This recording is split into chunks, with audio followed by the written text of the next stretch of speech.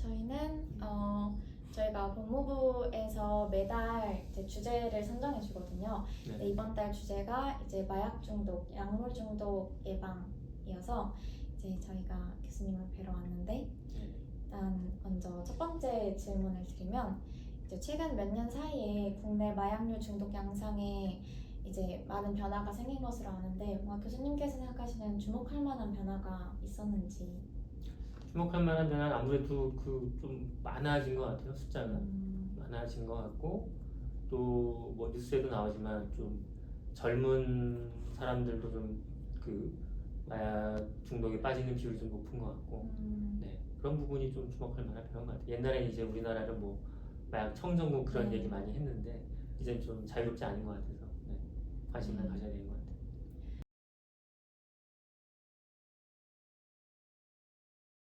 그러면 최근 이제 펜타닐과 같은 의료용 마약류에 대한 오남용에 대한 이런 사람들의 경각심이 많이 커진 것으로 아는데 현재 의료용 마약류에 대한 관리는 어떻게 이루어지고 있나요?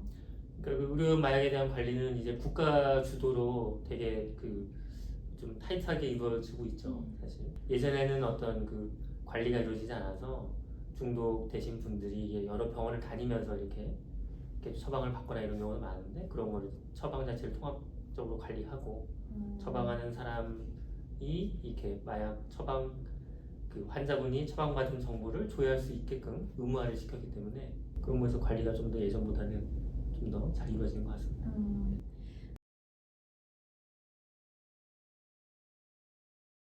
이제 저희가 약간 중독이라고 하면은 뭔가 이제 자기가 조절하기가 힘들고 자꾸 생각나고 끊는 게 힘들고 라는 거는 알지만 굉장히 좀 기준이 모호하다고 느껴질 수 있잖아요. 어떤 사람들이 이제 약물 중독이라고 이제 규정이 되고 또 이제 교수님이나 이런 중독치료센터에 환자로 오게 되는지 그 기준이 궁금합니다.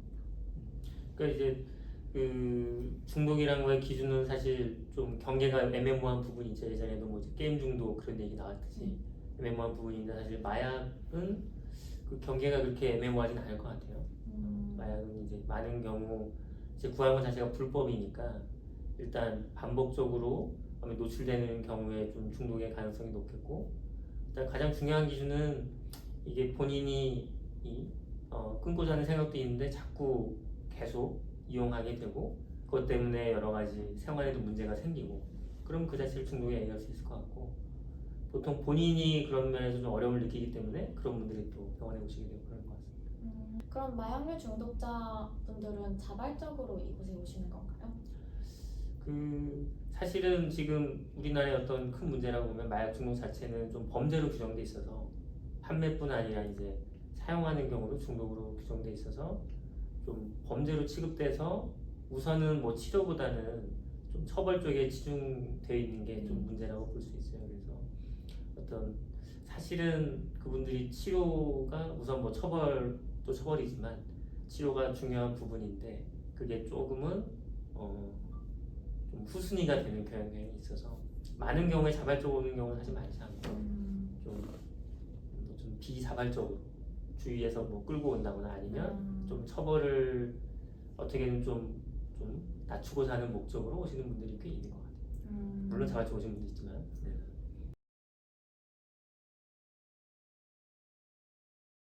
그럼 교수님께서 생각하시기에는 현재 우리나라는 뭔가 마약류로 인하여 중독이 된 분들이 치료가 우선이 되어야 하는데 처벌에 치중된 것 같다라고 생각을 하시는 건가요? 그렇죠. 네네. 지금 프레임 자체가 일단은 그 사람들은 나쁜 사람이고 범죄자고 처벌을 더 받아야 된다 하다 보니까 그런 분들이 이제 되게 힘든 시기에 마약을 어떻게 보면 강제로 끊고 이제 그냥 구치소 교도소를 가서 그런 교정시설에 있게 되다 보니까 어떻게 보면 더 좀 긍정적인 경험을 하기가 좀 어렵죠. 그리고 사실 그 시설에 계시다 보면은 어떻게 보면 더 범죄를 배우는 마약 범죄를 보통 마약 그런 범죄자로 규정되는 분들은 이제 학교 수용되거나 이런 경우가 많기 때문에 그게 좀 문제인 것 같습니다.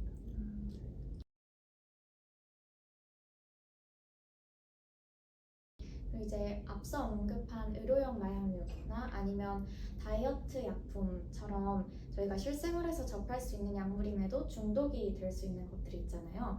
그런 약물들에 대한 예방을 위해서는 어떤 점을 경계해야 한다고 생각하시나요?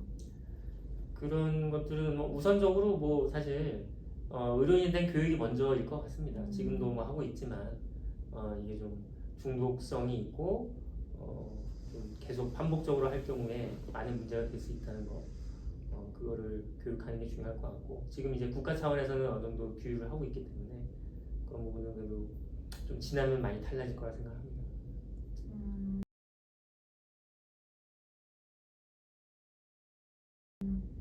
그러면 마약류에 중독되었는지 스스로 확인할 수 있는 기준이나 아니면 저희가 실생활에서 스스로 할 수 있는 대응 방안이 있을까요?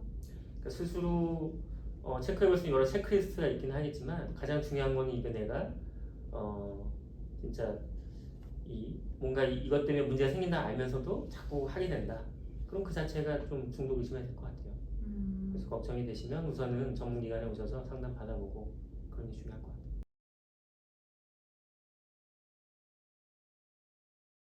네, 그런 이제 만약에 정말 불법적으로 마약 유통에 개입해서 그런 마약을 구매하였다라는 게 아니라 그런 일상생활에서 접할 수 있던 것들에 약물에 중독된 사람들은 뭔가 치료 방안이 좀 다른가요?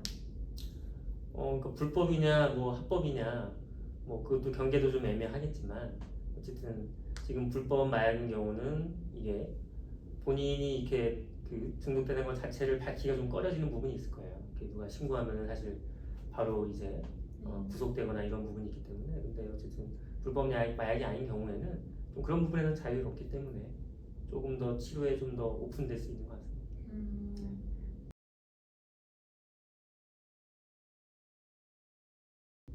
그럼 이제 마약 사범들 중에는 현재 수감되어 있는 상태의 분들도 계실 텐데 많이 있죠. 네. 그럼 그분들에 대한 치료는 어떻게 이루어지나요? 치료가 제가 알기로는 치료가 쉽지 않은 걸로 알고 있어요. 그래서 사실상은 좀 어려운 걸로 알고 있고, 네. 그러니까 그 부분이 좀 문제점인 것 같습니다.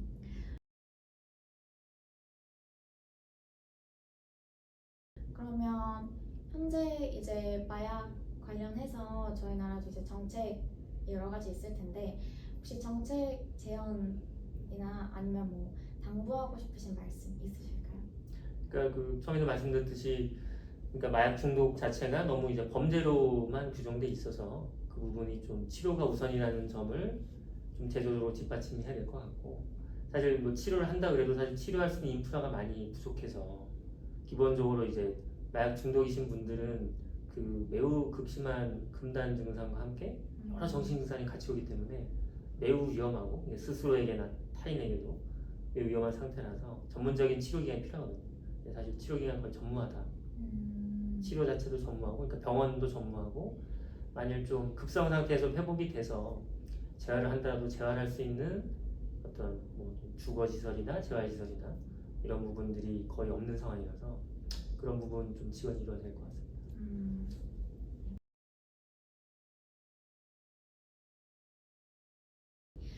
그러면 이제 저희 마지막으로 저희가 이제 저스티스 서포터즈라는 이름으로 활동을 하고 있다 말씀드렸잖아요. 그러면 이제 저스티스 정의 교수님께서 생각하시는 정의를 뭔가 교수님의 전공 분야를 살려서 몇 문장으로 말씀해 주실 수 있나요? 정의요? 네. 좀 어려운 질문인데. 네. 정의라고 하면 그러니까 정의가 무엇인가에 대해서 논쟁이 많았잖아요. 네. 그래서 뭐 이과생들은 사실 이렇게 깊게 고민을 안 하긴 하는데, 네. 정의 그러니까 항상 고민하는 것 같아요. 이 사람마다 주어진 게 되게 다른데 이걸 어떻게 같이 살아갈 것이냐. 네. 다 뭐 주어진 환경이나 뭐 유전적으로 타고난 거 되게 다른데 이들이 같이 살려면 어떻게 배려를 하고 살아야 될 것이냐. 그 부분이 좀 어려운 것 같고 계속 고민이 되는 부분인 것 같습니다. 정의에 있어서도. 사실 이제 저희가 정신건강의학과를 하지만 이제 타고나거나 갖고 태어난 게 너무 부족하기 때문에 되게 병에 취약하게 되고 그런 경우가 되게 많거든요. 그래서 그런 뭐 그게 좀 어떻게 보면 그 좀 취약하지 않은 사람들 입장에서는 저 사람들에게 저렇게 해줘야 되나 그런 생각도 많이 하시는 것 같고 그리고 이제 사회 정의에 있어서 어떻게까지 어느 정도까지 배려해 줘야 되나 그런 부분은 계속 우리 사회 내 합의와 우리 정책 당국자들의 고민이 필요한 것 같습니다. 오늘 좋은 말씀 너무 감사드립니다. 네. 네, 감사합니다. 네. 감사합니다. 네.